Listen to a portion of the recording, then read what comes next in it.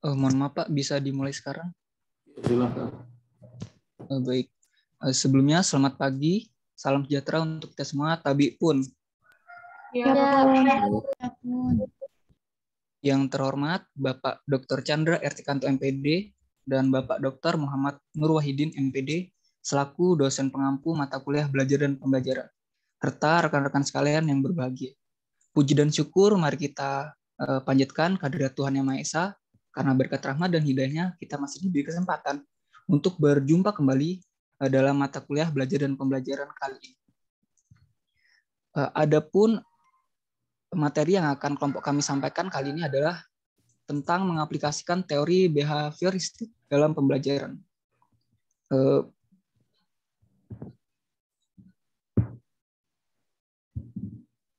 Sebelumnya izin memperkenalkan diri, kami dari kelompok 4. Adapun anggotanya yang pertama adalah saya sendiri, Gusti Komang Aditya Ananta Putra, dengan NPM 211302203 selaku moderator sekaligus pemateri ketiga. Yang kedua ada Tiara Andra Ladiana Sution dengan NPM 21130220515 selaku pemateri pertama, dan ada Yiksi Hilmalia dengan NPM 211302201 selaku pemateri kedua. Adapun susunan acara yang akan kita lalui kali ini adalah yang pertama pembukaan, yang kedua penyajian materi, yang ketiga sesi penambahan materi dari dosen pengampu, dan yang keempat penutup. Baiklah, untuk mempersingkat waktu, mari kita buka presentasi kita pada kali ini dengan mengucap puji dan syukur kepada Tuhan Yang Maha Esa.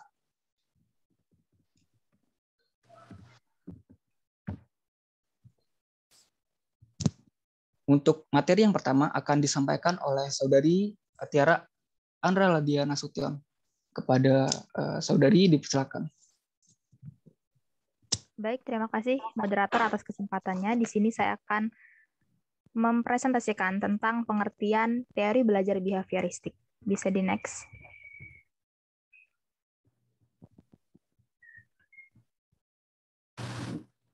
Pengertian teori belajar behavioristik. Sebenarnya apa sih teori belajar behavioristik itu? Teori belajar behavioristik menjelaskan bahwa belajar adalah perubahan perilaku yang dapat diamati, diukur, dan dinilai secara konkret. Perubahan terjadi melalui sebuah rangsangan yang disebut dengan stimulans atau stimulus yang dapat menimbulkan hubungan perilaku reaktif atau reaksi yang disebut respon pada anak berdasarkan hukum-hukum mekanistik. Jadi teori belajar behavioristik akan menekankan perilaku atau terbentuknya perubahan perilaku sebagai hasil belajar. Perilaku ini dapat dinilai secara konkret. Kita bisa mengambil contoh seseorang yang belajar akan mengalami perubahan perilaku, perubahan sifat, perubahan kecerdasan, dan perubahan skill, dapat berupa hard skill maupun soft skill. Dan perubahan-perubahan ini dapat dinilai oleh seorang guru melalui nilai yang konkret. Dan teori belajar behavioristik ini menekankan pada hubungan antara rangsangan atau stimulans atau stimulus yang dihasilkan oleh anak melalui lingkungan belajarnya terhadap respon ataupun reaksi anak pada stimulans tersebut. Bisa di next slide. Yang kedua adalah ciri-ciri belajar behavioristik. Next slide. Menurut salah satu ahli, yaitu Ahmadi, teori belajar behavioristik mempunyai ciri-ciri sebagai berikut. Ada 3 ciri. Yang pertama, aliran ini mempelajari perbuatan manusia bukan dari kesadarannya, melainkan mengamati perbuatan dan tingkah laku berdasarkan kenyataan atau fakta yang ada di lapangan. Pengalaman-pengalaman batin dikesampingkan, serta gerak-gerak pada badan yang dipelajari. Oleh karena itu, behaviorisme adalah ilmu jiwa tanpa jiwa. Ciri yang kedua, segala perbuatan dikembalikan kepada refleks atau respon. Behaviorisme mencari unsur-unsur yang paling sederhana, yakni perbuatan-perbuatan, bukan kesadaran, yang dinamakan refleks. Refleks adalah reaksi yang tidak disadari terhadap suatu pengarang. Manusia dianggap sesuatu yang kompleks, refleks, atau suatu mesin. Ciri yang ketiga adalah behaviorisme berpendapat bahwa pada waktu dilahirkan semua orang adalah sama. Next slide.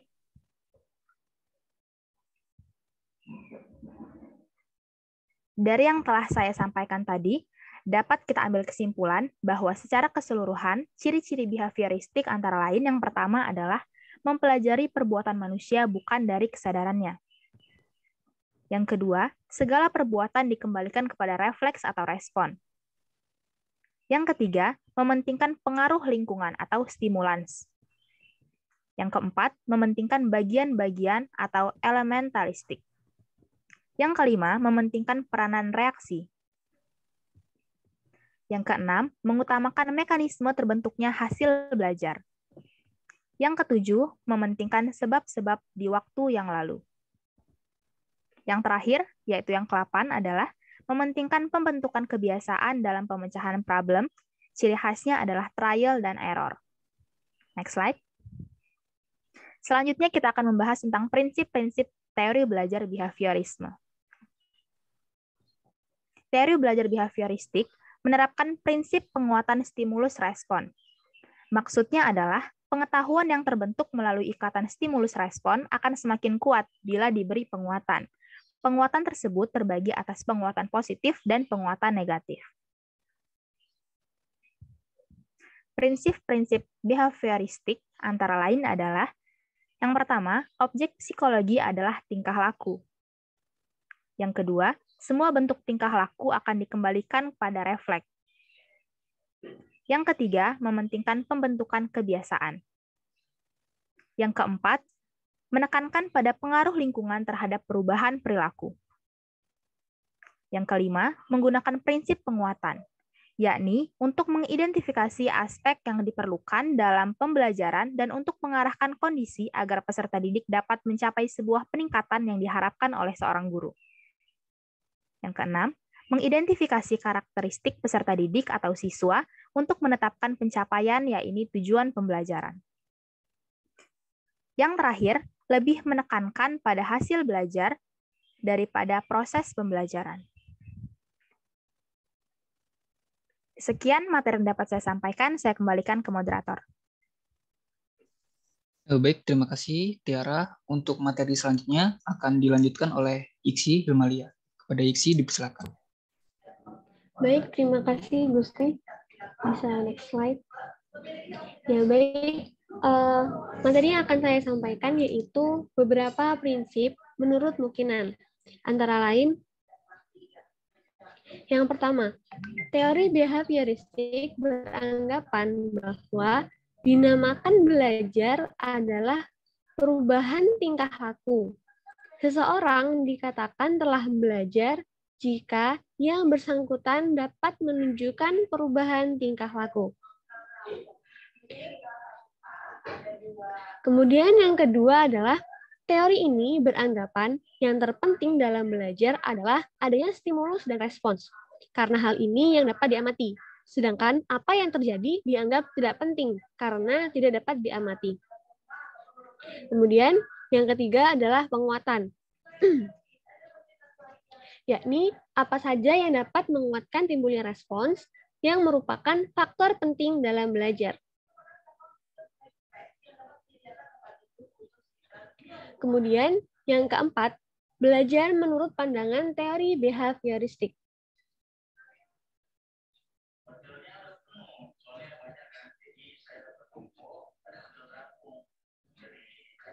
Teori belajar behavioristik adalah sebuah teori tentang perubahan tingkah laku sebagai hasil dari pengalaman. Teori ini berkembang menjadi aliran psikologi belajar yang berpengaruh terhadap arah perkembangan dan praktik pendidikan serta pembelajaran yang dikenal sebagai aliran behavioristik.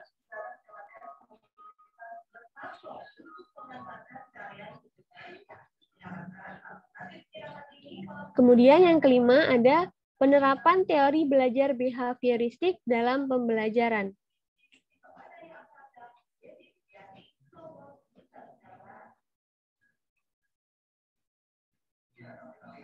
Teori belajar behavioristik menekankan terbentuknya perilaku terlihat sebagai hasil belajar. Teori belajar behavioristik dengan model hubungan stimulus-respons menekankan siswa yang belajar sebagai individu yang pasif.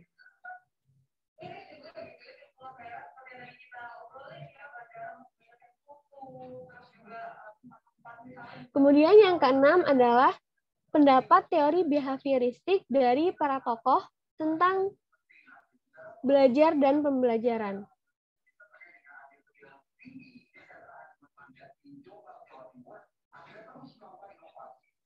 Yang pertama, teori belajar menurut Edward Lee Thorndike pada tahun 1874 sampai dengan tahun 1949.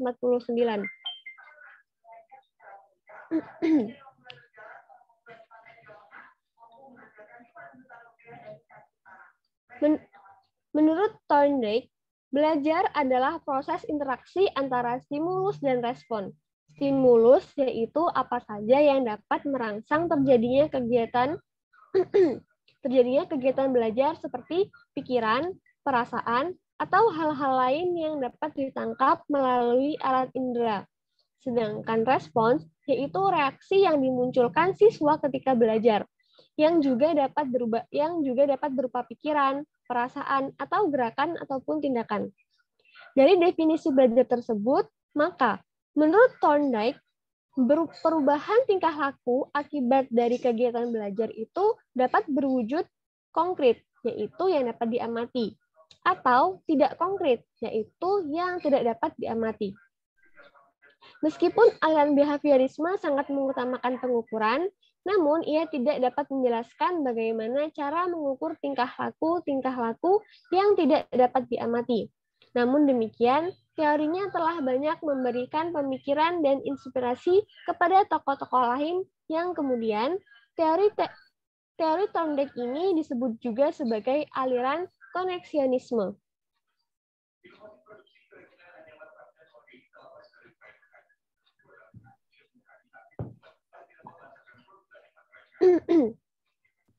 Kemudian yang kedua ada teori belajar menurut John Bird Watson pada tahun 1878 sampai dengan 1958. J.B. Watson adalah seorang tokoh aliran behavioristik yang datang sesudah Thorndike. Menurutnya, belajar adalah proses interaksi antara stimulus dan respons. Namun, stimulus dan respons yang dimaksud harus berbentuk tingkah laku yang dapat diamati atau observable dan dapat diukur. Dengan kata lain, walaupun ia mengakui adanya perubahan-perubahan mental dalam diri seseorang selama proses belajar, namun ia menganggap hal-hal tersebut sebagai faktor yang tidak perlu diperhitungkan. Ia tetap mengakui bahwa perubahan-perubahan mental dalam benak siswa itu penting. Namun, semua itu tidak dapat menjelaskan apakah seseorang telah belajar atau belum karena tidak dapat dipahami.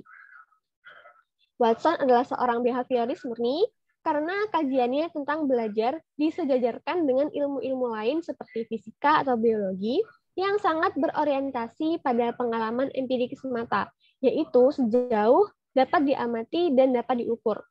Asumsinya bahwa hanya dengan cara demikianlah maka akan dapat diramalkan perubahan-perubahan apa saja yang bakal terjadi setelah seseorang melakukan tindakan belajar. Para tokoh aliran behaviorisme cenderung untuk tidak memperhatikan hal-hal yang tidak dapat diukur dan tidak dapat diamati, seperti perubahan-perubahan mental yang terjadi ketika belajar. Walaupun demikian, mereka tetap mengakui hal itu penting. Baik, sekian materi yang dapat saya sampaikan. Saya kembalikan kepada moderator. Terima kasih, Iksi. Untuk materi selanjutnya akan saya lanjutkan sendiri.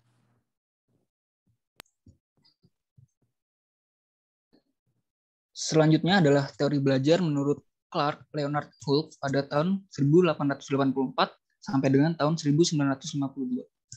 Clark Wolf juga menggunakan variabel hubungan antara stimulus dan respon untuk menjelaskan pengertian tentang belajar. Namun, ia sangat terpengaruh oleh teori evolusi yang dikembangkan oleh Charles Darwin. Bagi Holt, seperti halnya teori evolusi, semua fungsi tingkah laku bermanfaat, terutama untuk menjaga kelangsungan hidup manusia. Oleh sebab itu, teori Holt mengatakan bahwa kebutuhan biologis dan pemuasan kebutuhan biologis adalah penting dan menepati posisi sentral dalam seluruh kegiatan manusia. Sehingga stimulus dalam belajar pun hampir selalu dikaitkan dengan kebutuhan biologis. Walaupun respon yang akan muncul mungkin dapat bermacam-macam bentuknya, dalam kenyataannya teori-teori demikian tidak banyak digunakan dalam kehidupan praktis, terutama setelah Skinner memperkenalkan teorinya. Namun teori ini masih sering dipergunakan dalam berbagai eksperimen di laboratorium. Untuk selanjutnya adalah teori belajar menurut Edwin Ray Guithier pada tahun 1886 sampai dengan 1959. Edwin Guithier juga menggunakan variabel hubungan stimulus dan respon untuk menjelaskan terjadinya proses belajar. Namun, ia mengemukakan bahwa stimulus tidak harus berhubungan dengan kebutuhan atau pemuasan biologis, sebagaimana yang dijelaskan oleh Clark dan Hope. Lalu, yang selanjutnya adalah teori belajar menurut Burrhus Frederick Skinner yang dicetuskan pada tahun 1904 sampai dengan 1990. Menurut Skinner, hubungan antara stimulus dan respon yang terjadi melalui interaksi dalam lingkungannya akan menimbulkan perubahan tingkah laku. Pada dasarnya, stimulus-stimulus yang diberikan kepada seseorang akan saling berinteraksi, dan interaksi antara stimulus-stimulus tersebut akan mempengaruhi bentuk respon yang akan diberikan. Demikian juga dengan respon yang dimunculkan ini pun akan mempunyai konsekuensi-konsekuensi. Konsekuensi-konsekuensi inilah yang pada gilirannya akan mempengaruhi atau menjadi pertimbangan munculnya perilaku. Selanjutnya adalah aplikasi teori behavioristik dalam kegiatan pembelajaran. Aplikasi teori behavioristik dalam kegiatan pembelajaran tergantung dari beberapa hal seperti tujuan pembelajaran, sifat materi pembelajaran, karakteristik siswa, media dan fasilitas pembelajaran yang tersedia.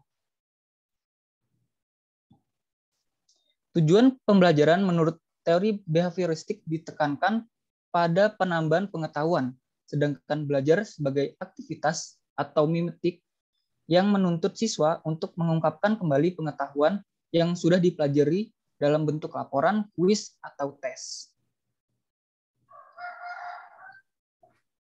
Peran yang harus dilakukan guru dalam proses pembelajaran yaitu yang pertama, membentuk kebiasaan siswa. Yang kedua, berhati-hati jangan sampai membentuk kebiasaan yang nantinya harus diubah, karena mengubah kebiasaan yang telah terbentuk adalah hal yang sangat sulit. Yang ketiga, jangan membentuk 2 atau lebih kebiasaan, jika 1 kebiasaan saja sudah cukup. Lalu yang keempat, bentuklah kebiasaan dengan cara yang sesuai dengan bagaimana kebiasaan itu akan digunakan. Baik, demikian materi yang dapat kelompok kami presentasikan. Untuk sesi selanjutnya ada penambahan materi dari dosen pengampu kepada Bapak Dr. Chandra Ertikanto MPD, dipersilakan.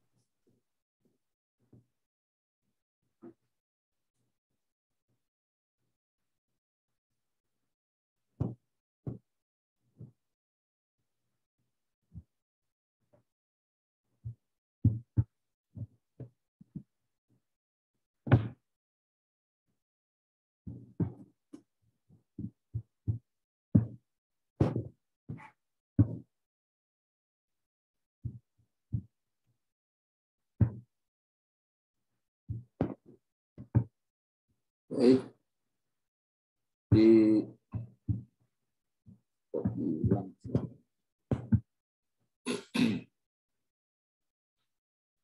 nah, kesimpulannya ditampilkan lagi. Kesimpulan ditampilkan.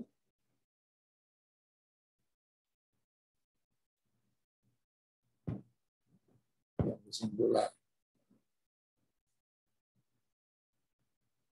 Kesimpulan.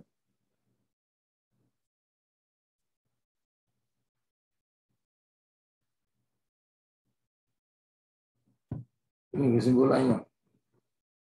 Iya, Pak. Oh, ada tulisan kesimpulan, malah tujuan pembelajaran.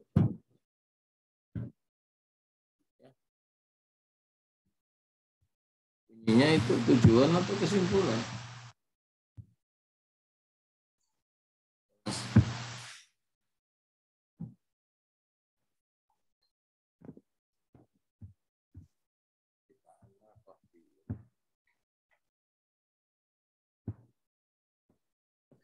Mohon maaf Pak, untuk kesimpulannya tidak kami cantumkan di Kalau orang baca itu kira-kira bunyinya tujuan apa kesimpulan? tujuan Pak.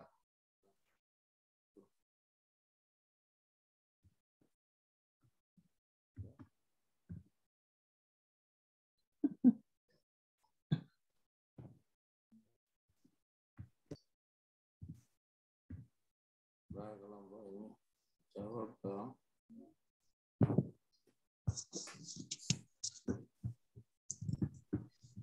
Mohon maaf Pak, untuk kesimpulannya tidak kami cantumkan di materi Pak, di PPT.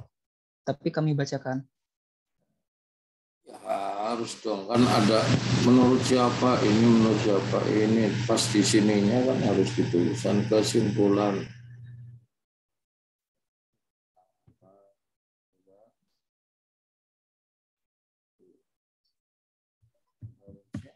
Ada bunyi begitu. Kalau nggak ada, orang nanti membaca bingung. Tuh. Jangan sampai itu.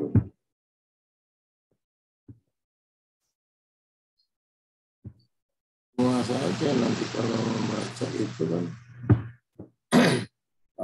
begitu baca tentang bagian ini,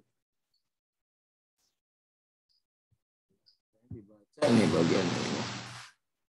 Coba bacanya sebelum terima kasih apa tadi? Dulu.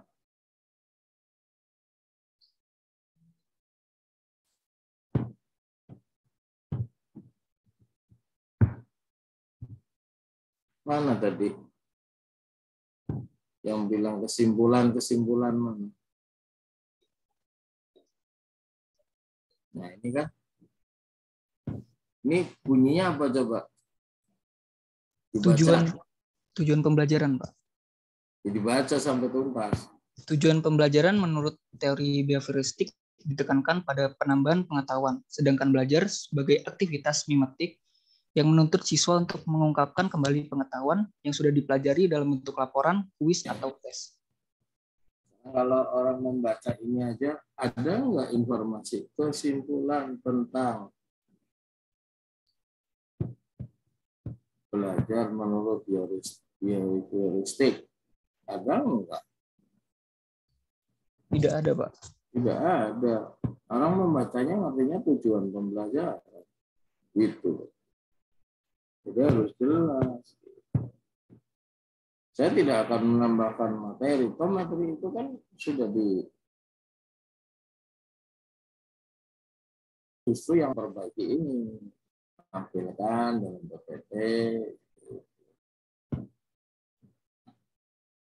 Kalau kamu dalam PPT-nya tidak ditampilkan dengan lengkap, dengan baik, ya nanti orang membacanya jadi keliru.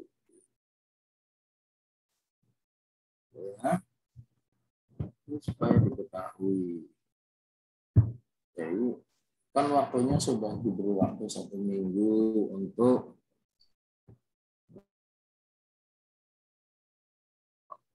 kerja kelompok ini. Sebenarnya sungguh-sungguh sehingga diperoleh pointer-pointer yang bisa untuk membantu teman di dalam belajar. Semua kelompok saja informasinya seperti itu. Tapi kalau tidak diperbaiki kayak gini, orang artinya ini tujuan pembelajaran, bukan kesimpulan. Ya, kelompok ini tahu ya? Iya, Pak. Itu. Coba iya, Pak. apa itu maksudnya mimetik? Mimetik. Kelompok ini, apa itu maksudnya mimetik?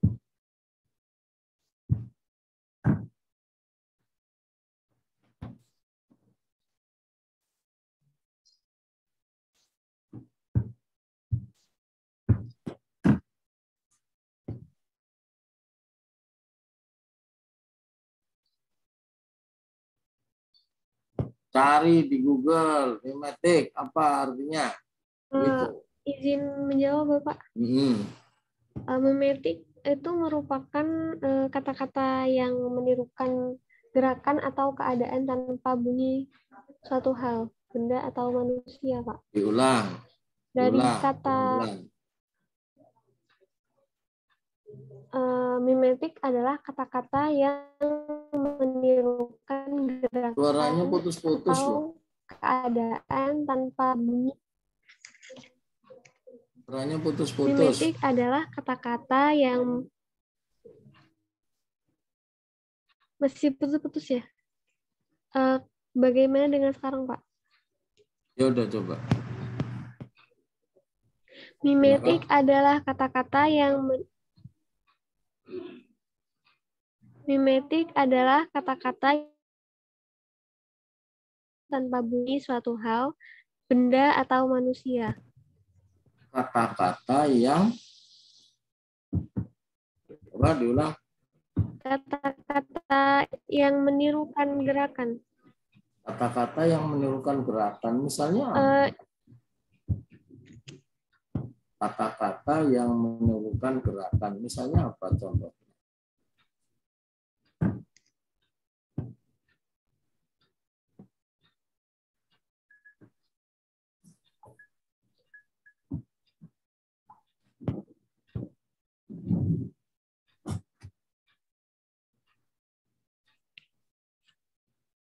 Ya.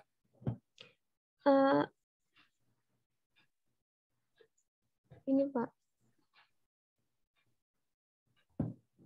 Maaf Pak, boleh izin membantu Pak?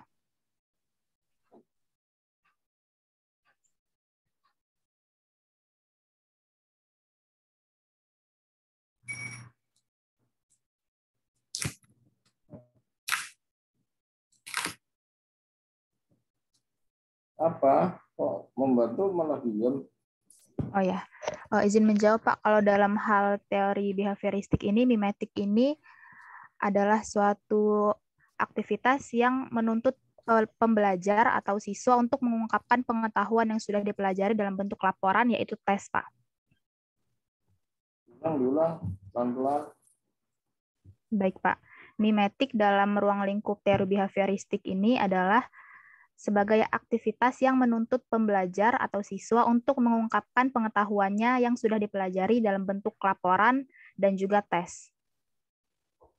Laporan atau tes, maksudnya gimana? Dites atau disuruh membuat laporan yang bersangkutan?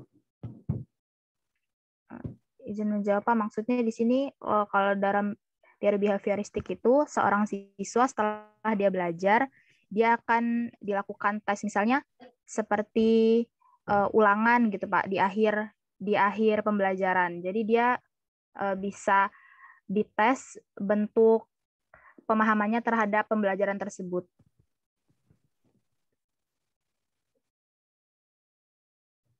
Nah, dengan yang tadi dijelaskan sama Yeski, apa itu? Tadi Yeski gimana sih? Yeski, Iya, Pak. tadi apa tadi? Mimetik adalah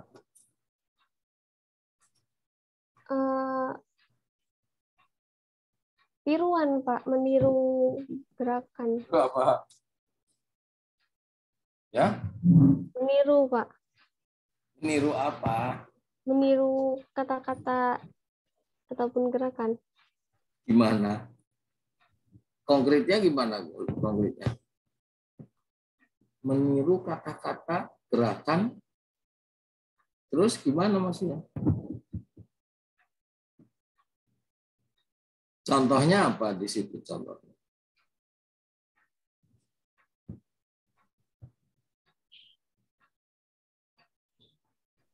Ya?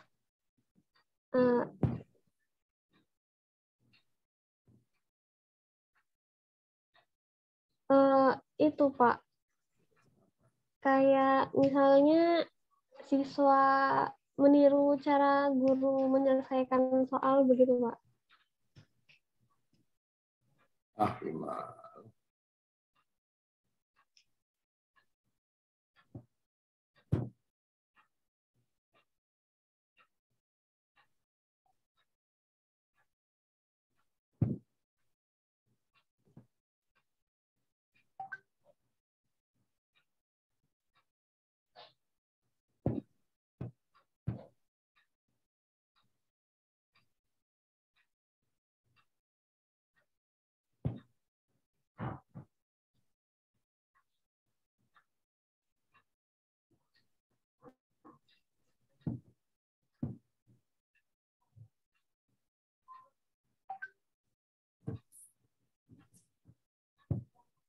Oke, cari jawabannya silahkan nanti masuk ke forum diskusi.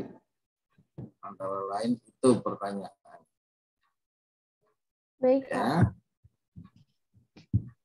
Silahkan nanti Anda cari. Dan setelah ini masuk ke forum diskusi. Antara lain pertanyaan-pertanyaan seperti itu yang perlu penjelasan. Penyakit apa, konkretnya apa. Kalau Bapak jawab sekali udah nggak ada usaha kamu dan di dalam forum diskusi jadi kosong. Sekiranya pertemuan hari ini tidak Bapak tambah banyak-banyak, silahkan Anda masuk ke forum diskusi. Kemudian di forum diskusi itulah nomor apa? Ganjil atau genap yang bertanya? Nomor ganjil atau genap yang bertanya? Halo, mahasiswa.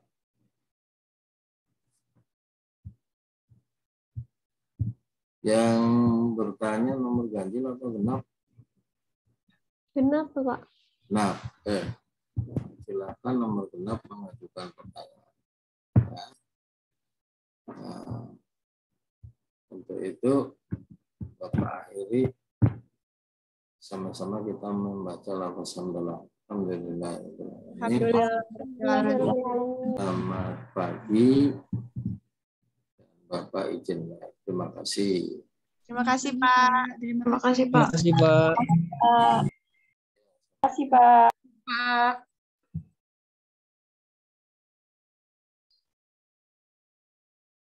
Baik, selanjutnya kita masuk ke sesi yang terakhir, Terima yaitu kasih, penutupan. Pak.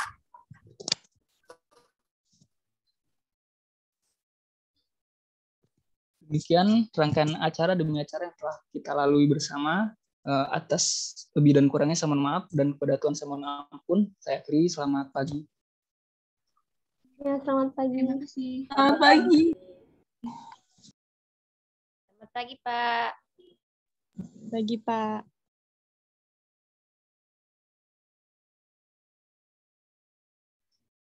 Udah di SS belum? Rekodnya dong.